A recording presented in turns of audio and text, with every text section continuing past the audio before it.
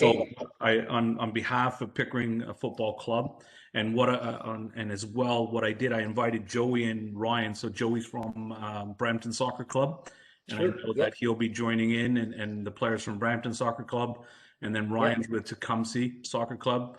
So him and his players are going to be joining in. So there's a bigger crowd for you, so that you can go across the province, and I hope you don't mind that, because I thought that would be great. So we're looking forward to it. The players are all online. I'm sure you can scan your screen and see them all. So they should all be putting their videos on. And that way you get a chance to see them when they ask questions and so forth. So far, it's been really good, John. And some questions might be, some of the information you might give might be repetitive, but that's great, because we don't always pick up everything the first time. And it's going to be your show. I don't ask any questions till maybe at the end, if I even get a chance in, but the kids have been absolutely fantastic in engaging with the college coaches and university coaches. So the floor is yours. You can take them in any direction you want to explain what the school stands for, what your facilities might be, your timelines, your practices, what are the top programs that are going to be offered at the school, to the point of what you're looking for in a player. So that they're coming to you, how are you building your program, and what are your requirements regardless of the talent?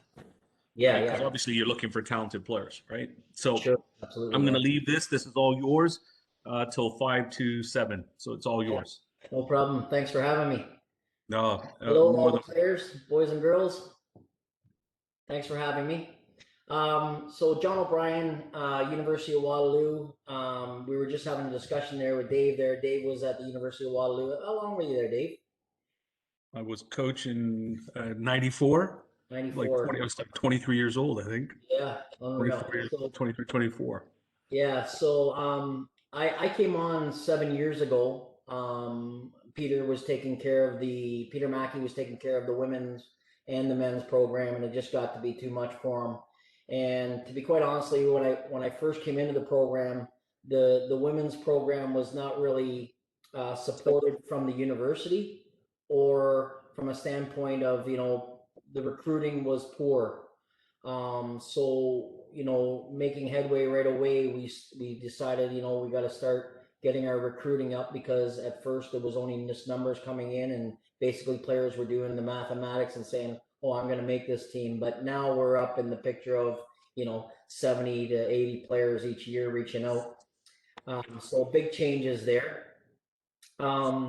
Academically, our school is one of the best in the nation, particularly known for their sciences, their engineering, but also known for their different languages, and particularly their computer science and biology, and as undergrads for pre-med and whatnot.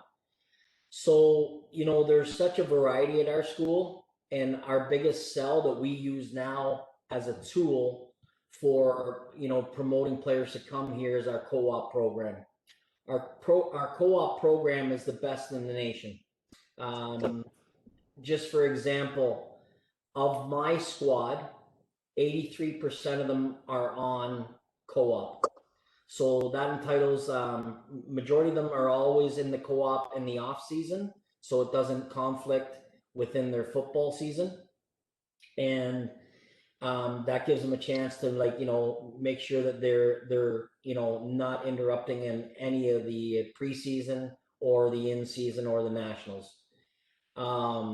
So that's one thing that we've really become really good friends with a lot of our profs in trying to work out the schedules for our players. Our co-op can bring players from all over the world working. If you're a BC player, you can actually take a BC co-op, so you can be closer to home as well. If you're a student from overseas, that's one of our big promotions here. We have such an outreach of work opportunities overseas, so that our players can actually have be able to travel and work as well. The other biggest thing here that we're now doing in the last 6 to 7 years is obviously with our new athletic director coming from Wilfrid Laurier, really knew what it was meant to have a great academics as well as a great athletic program. And he's really pushed that program to light here now, because obviously in the last 4 years, he's now spent $42 million on our new indoor facility. And that's just one phase of it. If you look at the bigger phase of the promotion up at the athletic center, he has a double swimming pool going to be going in. He has a double rink going in. The gymnasiums are going to have a complete overhaul, and actually the actual stadium is going to be like a mini stadium where we're going to have multiple events up the one end, and then have seating for people, much like some of the universities in the States. He also brought what we call the pack. I don't know if you remember that, Dave. The pack used to be like a big concrete building that just looked like a bunker. Well, you would be surprised if you looked at it now, it's all glass. So everything is, swipe card access. So the security for the student, security for the athlete is always there. So you have to, there's only one entrance in, you're swiping in, you're swiping out, because we used to have other universities and college people just walk in and use our facilities. So the big changes in the in what's gone on behind the scenes with our university, with promoting of the new buildings, and then once again 3 years ago now, we brought on Andrew Hoff, who is our strength and conditioning. So soccer was always a tier 2 sport, as you would well know, Dave, but we on the soccer community here now at the University of Waterloo, we've put so much into it that our athletic director now is treating us like a tier 1 sport now. So we get the full use of our strength and conditioning coach, our nutrition coaches, which Andrew Hoff has dealt with the St. Louis Blues and the Stanley Cup there. So he was working with them part-time as well as running his own businesses up here, and now they've just signed him on full tilt with our squad. And our girls, I can speak firsthand with our girls, they love him. They just think he's the cat's butt. So anyway, he is now with the girls 5 times a week. So typically, I'm going to start right from preseason. So if you were to come in preseason, obviously we would expect you to be at the utmost shape coming in. That was one thing when I got here, that there was no attention to that. So now when our players come in, they hit the ground running, and they really should be hitting the ground running, because they're playing their outdoor season with either their OPDL club or their L1 club coming in. So they should be at maximum fitness. So then our first 2 weeks of training camp will probably be coming in, getting assessments, getting our fitness assessments, getting our eyes checks, getting our hearing checks, basically a physical for the player. It's much about the player for the first 2 days, making sure that they're comfortable and they're all in good shape. And then we start talking about, there's going to be a few of them coming in for trials. And then we, obviously, the ones that are coming in for trials, like just in an offshoot, are players that maybe from overseas, because the majority of our players do contact now us about 2 years out. 2 to 3 years out, where we're constantly getting out to clubs and start IDing, from the TDs about different players, and then we start following them. And then we, again, with things like today, this little Zoom that we're having, it lets players know exactly what we're about. And I think that through this whole pandemic, we probably wouldn't be doing this. But now we're putting it into our business plan that we can now touch clubs that are out east, clubs that are out west, clubs that are just an hour away from us. Although we can get out and see them, it's still nice to have this discussion to let them know what we're looking for. So that 2 weeks of training camp, generally what we've been doing is every second year we're traveling within that first 2 weeks. So we have what we call a team bonding weekend. So we traveled last couple of years. We went up to Nipissing, Laurentian, and we've spent 3 nights up there. Just we do a lot of team bonding stuff, just getting everybody familiar out of their happy zone, getting them, asking questions, getting them, standing up, singing. Just an all-around great experience, and learning from each other. What makes them tick? What doesn't make them tick? The competitive games that we play. Little things that we get to see as coach, the characters of them too, how they react outside their own element. And it's just been a great find for us for the last couple of seasons that we've done that, and we've grown stronger with that. So again, we always work match day -5 or match day -4, 3, 2, 1.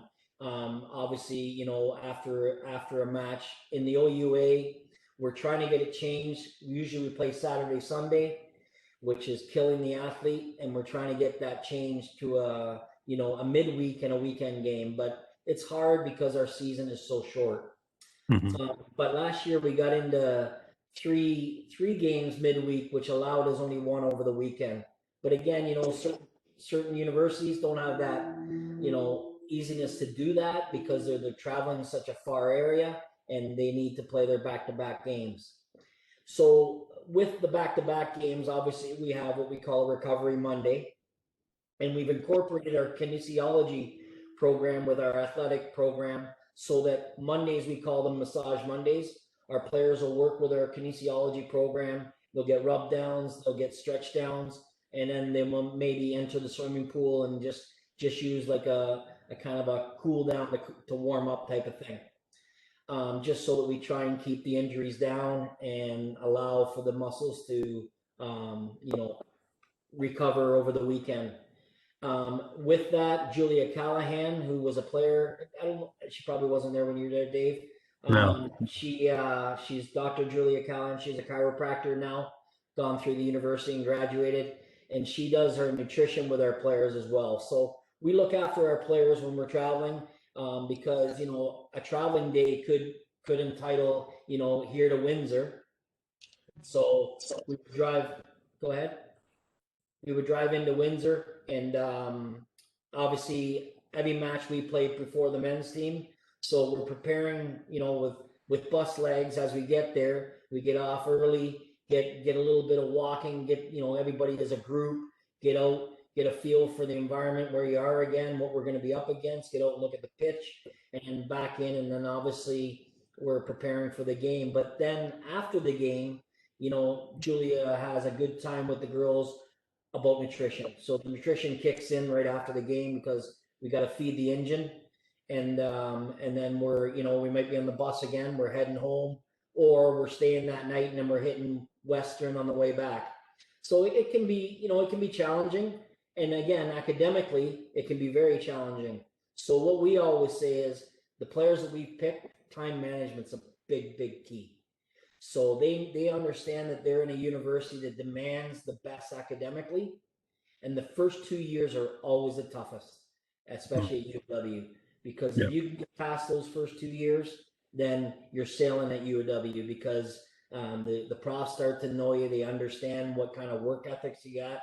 So on the bus, we have Wi-Fi now on our bus.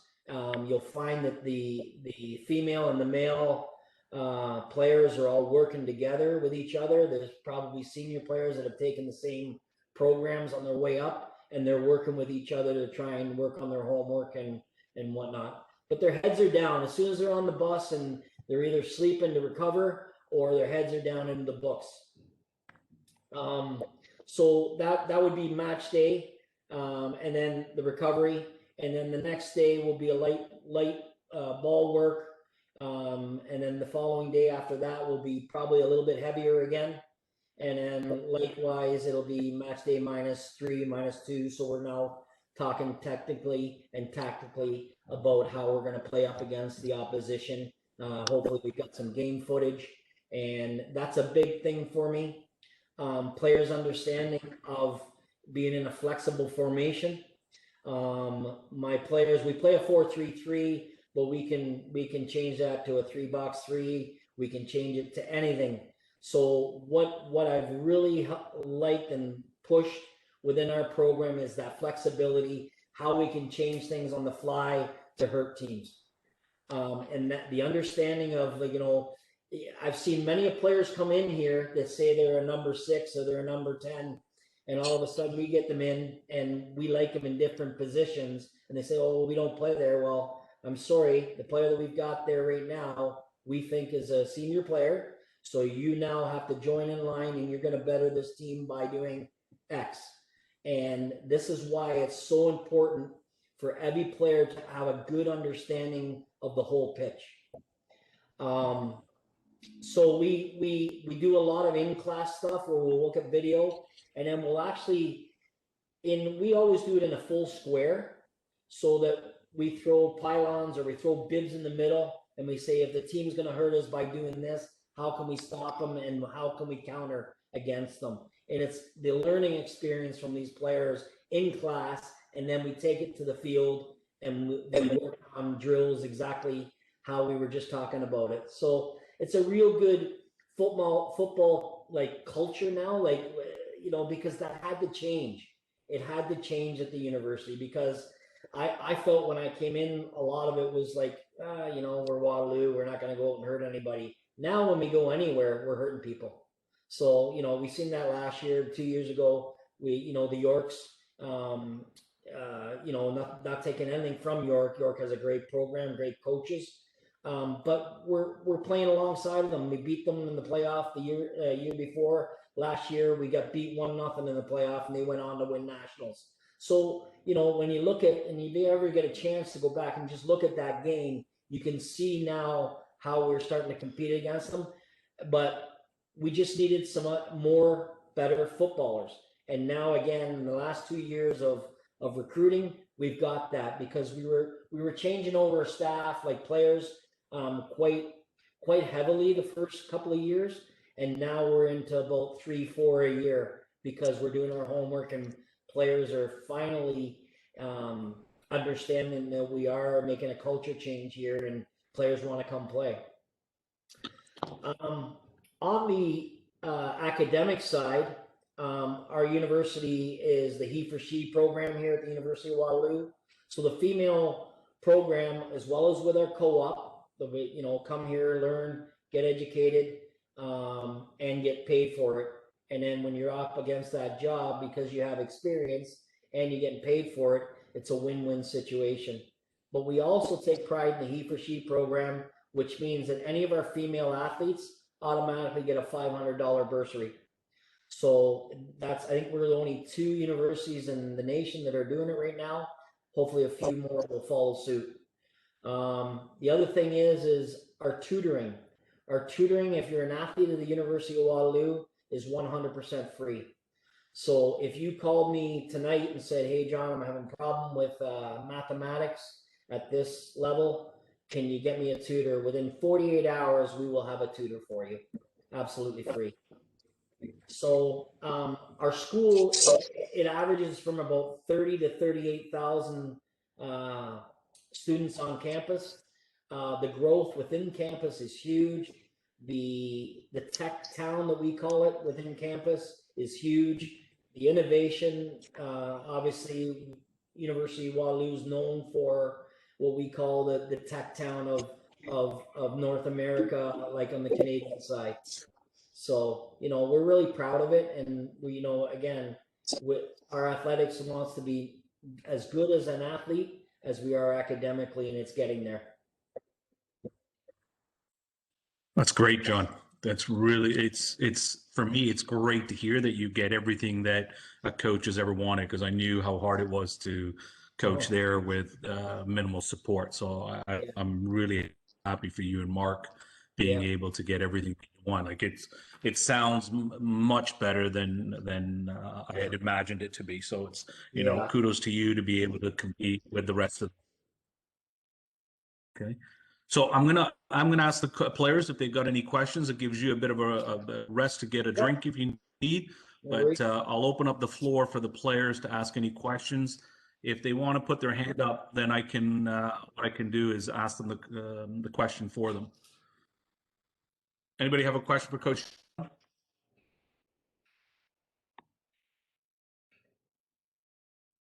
Okay, Zach, go ahead. Coach, my name is Zach Landry. I play for the 2006 boys CSL team. First, I'd like to thank you for talking to us today. And my question is, what is a key attribute you find that you value in every position on the field? Zach, thanks for the question. One of the key points for me is the ability to see the whole field. I've always been a baller. I like to be able to see the whole field. For me, it's always great to see a player that's comfortable on the ball. And in order to be able to see the field, you have to be comfortable on the ball so that that ball comes out from under your feet and you're available to have a real good glance around everywhere on the field so that your options aren't limited. So that for me is one of the key. And it doesn't matter if you're a fullback, doesn't matter if you're a winger, doesn't matter if you're a center half. For me, the comfort level on the ball has to be good. Okay. Peter? Hi, Coach. My name is Hader Fauzi. I'm from the U6 and U17 OPL team. I'd like to thank you from behalf of my team. Really appreciate you talking to us. And my question is, what are 3 non-negotiable behaviors everyone has to abide? So Hader, thanks. So non-negotiable behaviors. Yep.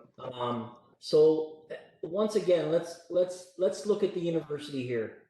First of all, our rule of thumb is academics first. So if you had a problem with not making a training session, I would expect to have notification well in advance. The next thing is that you talk to your prof and have a relationship with your prof about training. So it's important that open communication between the coach and the prof happens. So it's non-negotiable if you come to me and just say to me, hey, I can't make training tonight because, I got this on. It has to be a legitimate reason, and academics is one of them. But in saying that, generally every player that's asked me that has gone out and said, what are we doing tonight? Because tonight I will go and I'll do this, this, this, and this. And I'll make sure that my, 90-minute session has gone in after my exam or whatever. The next thing is, it's important that it's a drug-free society within our athletic program. Drinking, non-tolerated, and you know what? We've never had a problem with it. The next thing is respect, both on and off the field. When we travel with respect. And I'll tell you right now, when we get on a bus, the numerous reports has come back in that school about our behavior on that bus, both men and female, has been fantastic. So there has to be a respect level. I give you it, you give me it back. I give you 100%, you give me 105. So that's always been an expectation with me as a coach, and all the players, they've never ever questioned it. Okay. Jonathan, you have a question?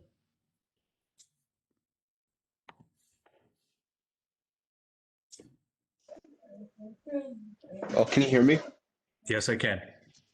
Hello, Coach. My name is Jonathan Campbell. I play on the 2006 CSL team.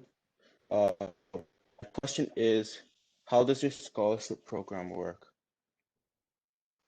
So, Jonathan, as you guys are probably well aware, in the OUA, we're only allowed a $4,500 a year scholarship if handed out.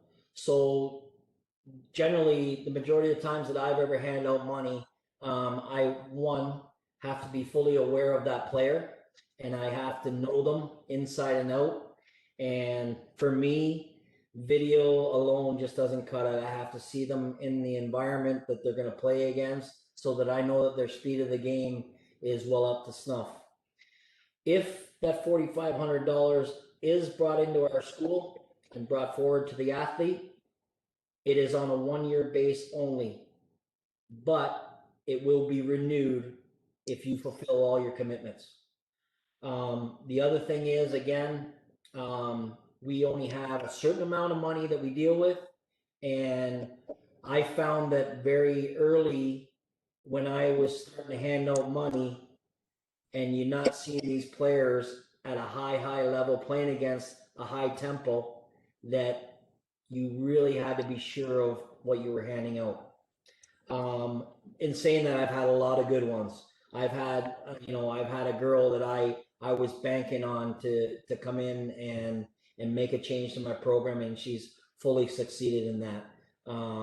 She had an opportunity to go to Ottawa, and I hoped and hoped and hoped to get her, and we got her back in. But for again, when you talk about the scholarship, again, I'm not going to hang my hat all on that money. What really I would like to hang my hat on at the University of Waterloo is there a co-op program within the means that you want to study, so that we can get you into that program? Because number one, you're coming for academics, okay?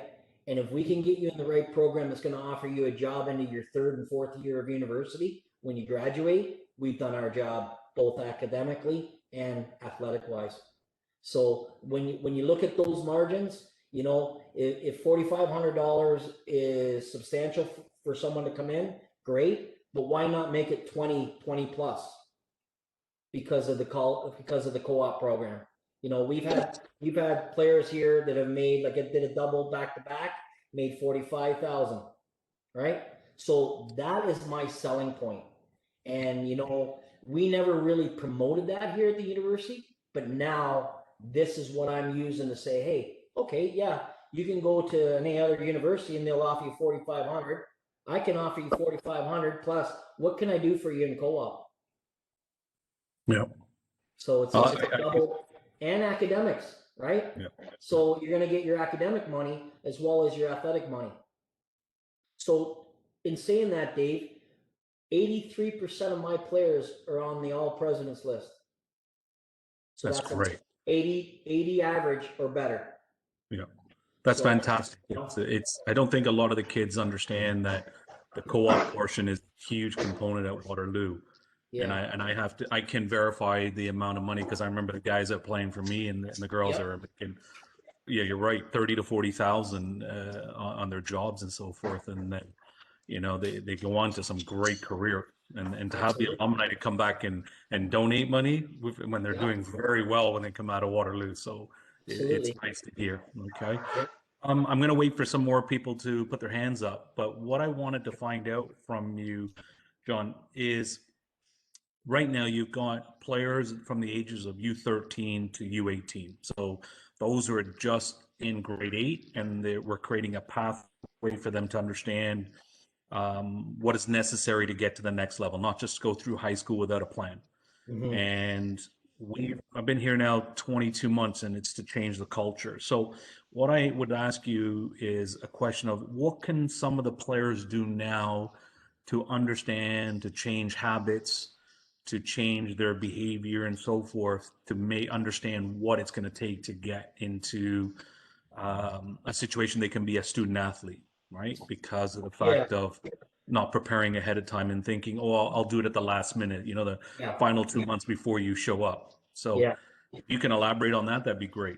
Yeah, so we always, when we go in and talk, like we do a recruiting thing every year, and we've ended up with like 70 odd players coming out. And Dave, we keep that cost down for the players coming in, because we want to reach out to the player and let them know exactly what, the process of how to get into this school.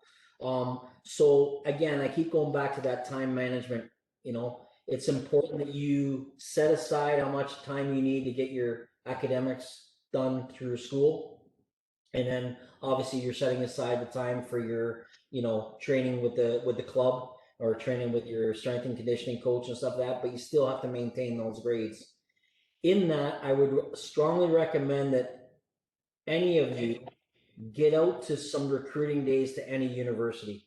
So get on campus, get out to what we do is we actually have a tour that'll take us into all different avenues of the university. So those players can go in and they can, so we'll split them up. Let's say some want to go into science, some want to go into engineering. We have profs actually talking to them when they go in. It's important for anybody to feel comfortable within the university they're going to. And you have to have a self of belonging, a self of security. But also, your pathway in getting there. Don't be afraid to go into your guidance teacher and say, okay, this is what I'm looking at. And it may change, but in order to get myself an early acceptance in the university, what courses would you say I hit early? And what courses would you say that, maybe I can, hit later? Because everybody has to have a certain amount of courses to get into certain elements of university. So it's important that your pathway go there. And another thing is look, don't throw it all into that first year of grade 12, the first term, because you're going to kill yourself thinking about every program. So don't be afraid to spread it out so that maybe you are semestered and you're going into your second half and you got two of the tougher courses in the second half.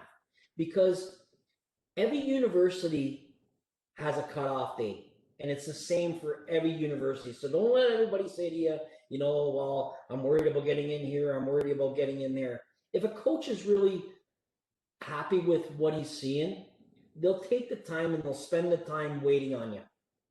And it's important. And I believe that any coach that has gone to a player and said, and they're forcing him to say, sign the letter of intent here, we don't do it. We bring them in. We let them understand what the university is all about. If they want to sign a letter of intent, sure. But we grades are the biggest thing. So we can wait right up to I've got a girl out right now that was my #1 pick out west. And her marks are fantastic. But what she did is she spread out her courses. So 2 of her major courses are coming in late this year. They've taken her midterm marks and they're great. So they're just waiting for them to be uploaded, and then they will make an acceptance on her grade 11 marks as well as what she's accomplished in grade 12. So be patient. That's the one thing I can say to you. Be patient, because look, football for everybody, even the professionals, it's a small window. Your education's for life. I've always been one that I went to the trade sides of things, but now I sit in and all of my athletes that come in and I sit in with them with the props. The learning that takes place just for myself is unbelievable, and you young kids now are so bright. The questions you ask are phenomenal. Like even I walk out there and I talk to the profs and they're like, bright kid. So be patient with yourself. Be patient, but be hard on yourself as well. John, when's early acceptance for Waterloo? So again, Dave, on obviously if you're trying to hit the big science courses or the big math courses, the chances of getting early acceptance in November, December are quite slim unless you're hitting hundreds. The first, for instance, let's say biomed 2 years ago cutoff was a 96. So in saying that, 2,600 people applied and only, I think it's 59 people get accepted to their biomed program. Yeah. So, yeah. But there's just because it's a target that you're after, there's multiple ways to get there. So don't think that, just because I went this way, you may go into something that you think you like, and all of a sudden you're taking an elective that brings you another way. So there's multiple different paths that you could take once you're in the door. Yeah. So, early cutoff, for some of the marks, especially if they've hit the maths, the Englishes, the sciences, if you've hit those programs well, in grade 11 and even your first entry of grade 12, early acceptance can be made. But that early acceptance still only reflects right to the end of acceptance that you maintain those marks. So don't be fooled by, I've had an early acceptance, but I've let my foot off the gas. Because if you let your foot off the gas, then, at the end of it, they're saying, hey, your marks have slipped here. There's a red flag going up. So it's very, very important that you, keep the pedal matted all the way through, but keep it steady. Okay. William has a question, so I'm going to get him to ask his question. William? Hey, Coach John. I'm William from the '06 CSL boys team. I was just wondering if there's a specific nutrition or meal plan for the student athletes. Hi, William. Yes, there is. So obviously with Andrew and Hoff and our strength and conditioning coach, he does, he prepares an annual food and nutrition for them. But again, with our program here, with our women's program, Julia Callahan helps them out with that. And again, there's, off-season nutrition and then there's in-season nutrition, right? Once you're at your high peaks and you're working day in and day out, you got to feed the engine, right? So it's essential that certain nutrients go into your body, and sleep is another big thing, right? You need to shut everything down, get to sleep. That's why, when our girls come back off of a bus ride, you never see them really look, university is supposed to be some life where you get out and see people as well, but the athlete in general understand what the next day match day looks like, and they respect it. So they go home, they get to sleep, and then they're back in. Because us coaches, we know when people are cheating. So, it's important. Okay. Adam? My name's Adam, you want to ask your question? Yeah. Hi, I'm Adam Sheikh, and I play on the '06 OPDL team. My question for you is that how would you describe your coaching style? Thanks.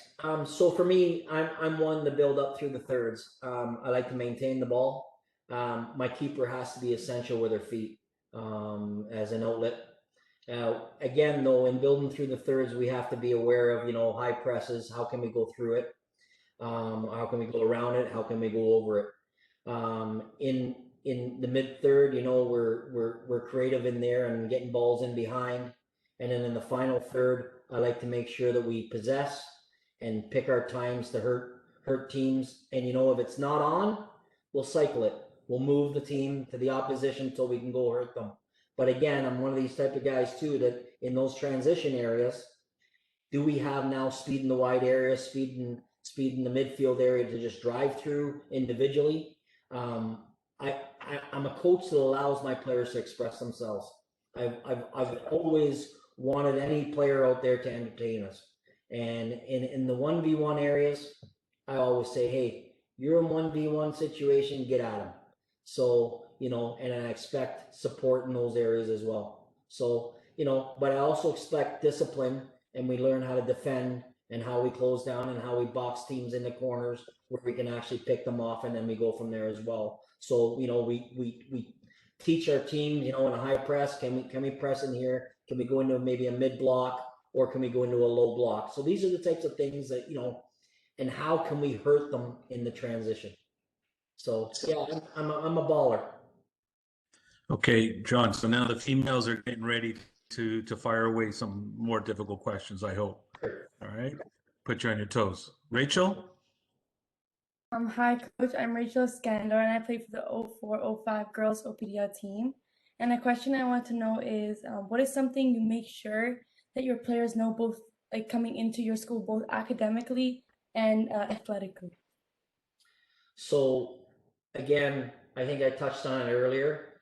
Obviously, academic-wise, it's a demanding school, so time management's the biggest thing. So we know that the player coming in is very gifted academically, and then athletic-wise, we want to make sure that they're in the utmost condition physically and mentally, and able to walk in. Like, you go back, any of you players want to go back and look at any of our players that played last year. I started 6 rookies. So I'm not afraid to start anybody that I know can go in there and handle themselves. And I've proven it over the last couple of years, 3 years here, that the younger players that I'm bringing in can play football. And obviously the coaches that are developing them have a better understanding of the game. The players are having better understanding of the game. So my time spent with them is not about, working them to try and get them up to speed. They know what it takes coming in. John, that's an important thing. If you can elaborate, like, what's your confidence level of where you get recommendations from? So the fact that you're expecting the players to be at a certain level before they arrive, so that you're not having to repeat what they're supposed to know at the youth level.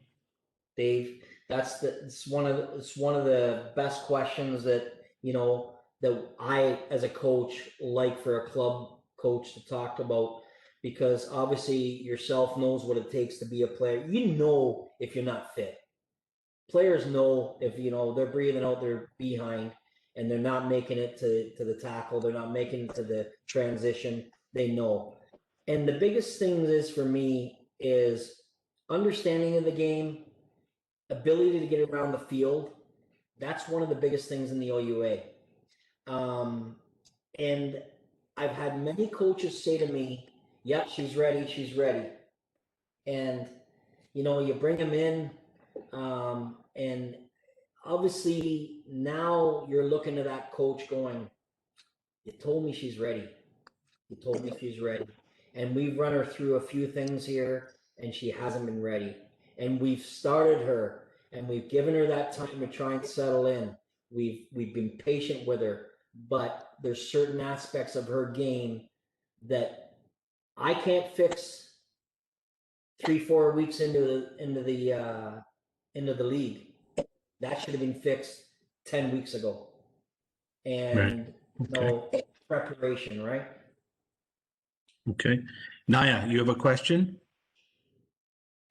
Hi, Coach. My name's Naya McFarland. I'm part of the 0405 OPDL team, girls team, and my question was looking for when picking a starting lineup and how a player didn't make the starting lineup. Naya, can you repeat that? Because you broke up a bit. Oh, well, I said my question was what you're looking and picking the starting lineup and how a player can make it for the next time if they didn't make it. Yeah, good question. Naya, good question. You always find that rookies, when they come in, they seem a little bit shy. And I always pull them aside. This is something that I've always done.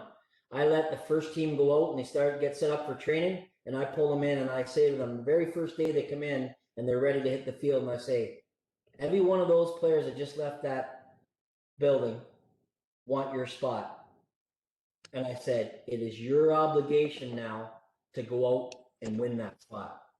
And it's amazing how many rise and how many don't rise. And it takes some of them a little longer to say, look, if I'm a senior player and a rookie's coming in and I know the quality, I'm going to compete against them in training. So they're trying to win my spot.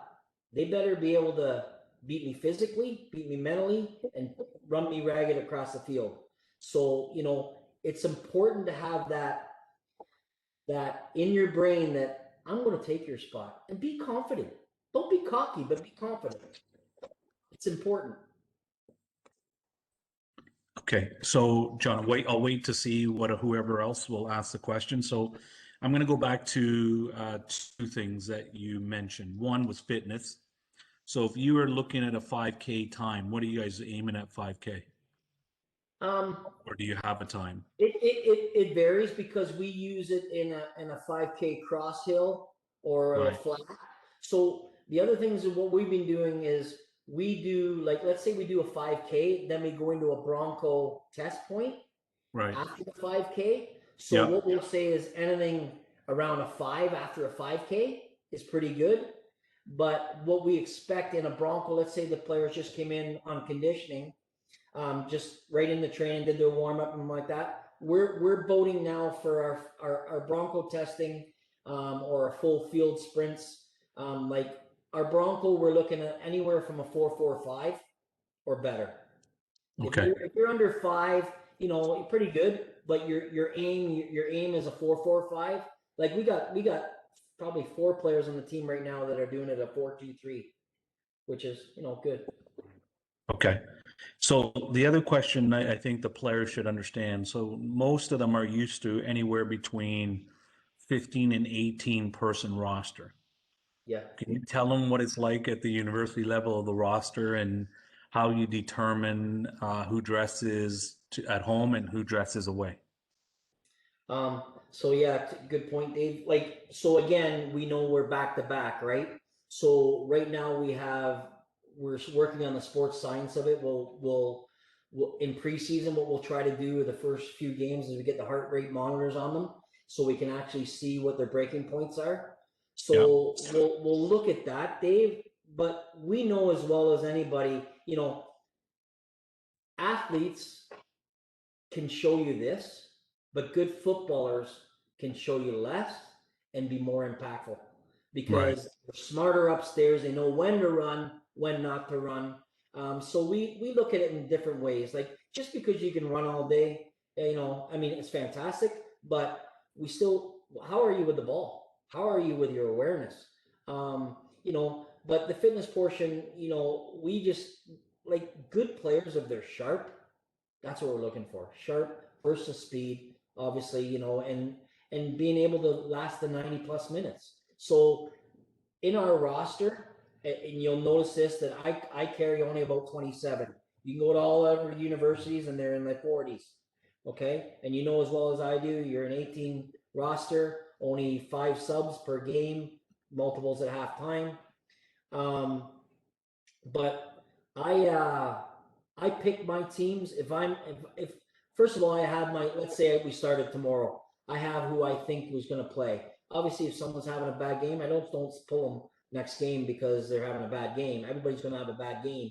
But you start to feel your way around. Maybe someone isn't performing, but someone is in training. So we'll just say to that player, look, we're going to pull you today. We're going to throw this one in. But like I said, six of my rookies last year started for me pretty well almost every game.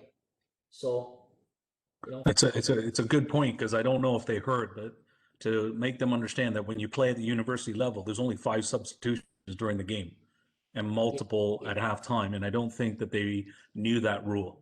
So when they're accustomed to subbing in, subbing out, that doesn't happen at the university level. It's going to be a very tactical time management operation on your part. So I hope that they heard that you're looking at a 27-person roster. You don't want to go to practice. You don't want to put the effort in. Someone else is going to win your spot, and that's the end of it.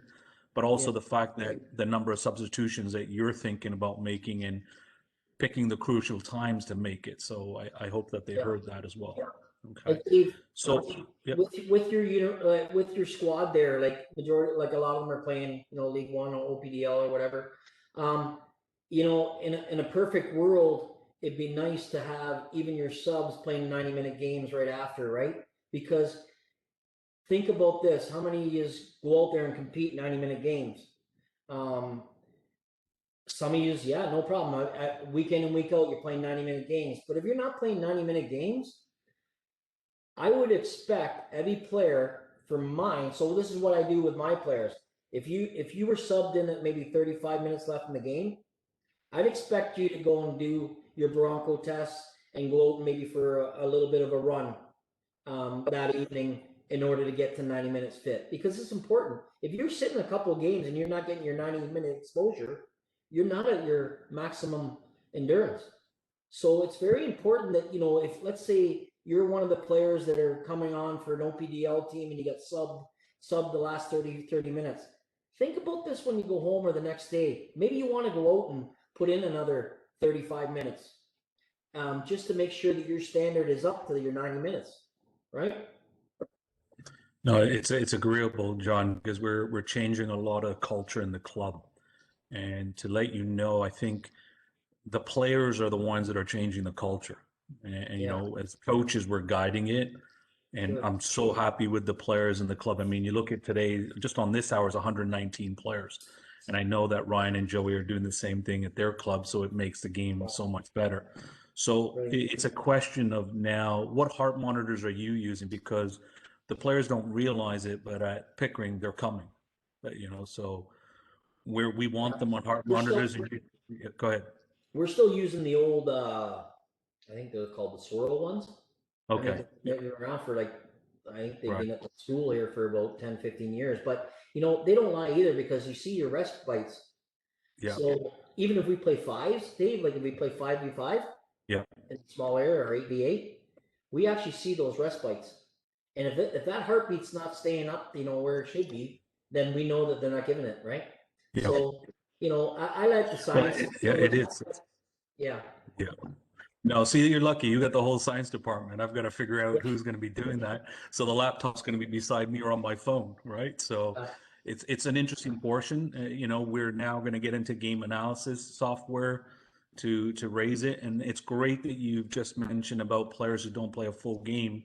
That the next practice the coaches have, they've got to keep track of the players' minutes and say, okay, you didn't do 30 minutes, so you've got to do the extra work either before or after practice or during practice. We'll take a group of players from multiple teams and say, okay, you're going to run today because of the fact that your endurance isn't up. And and it's not a sign of punishment. It's a sign of prepping yourself for the next game, right?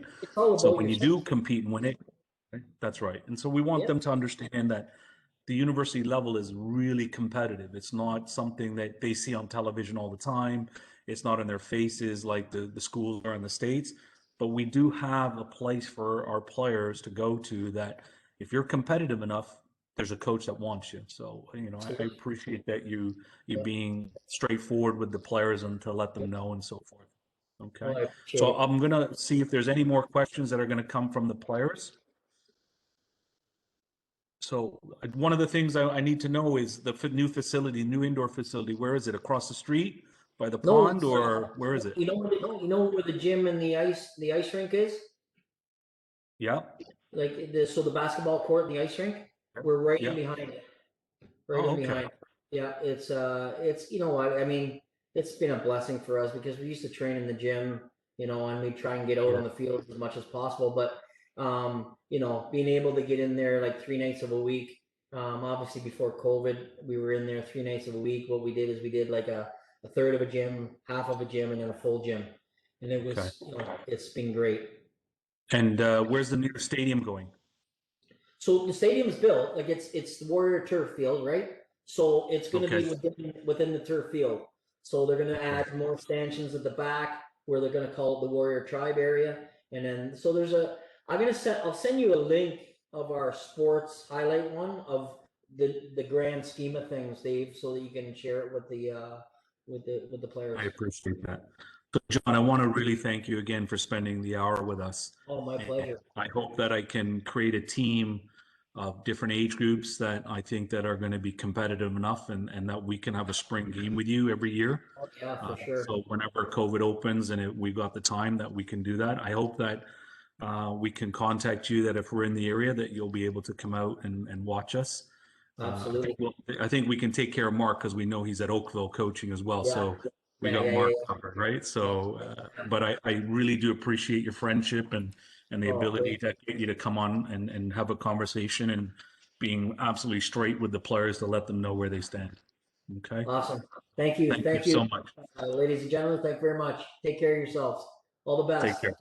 Thank you. Thank you. Thank you. Thank you. Thank you. Thank you.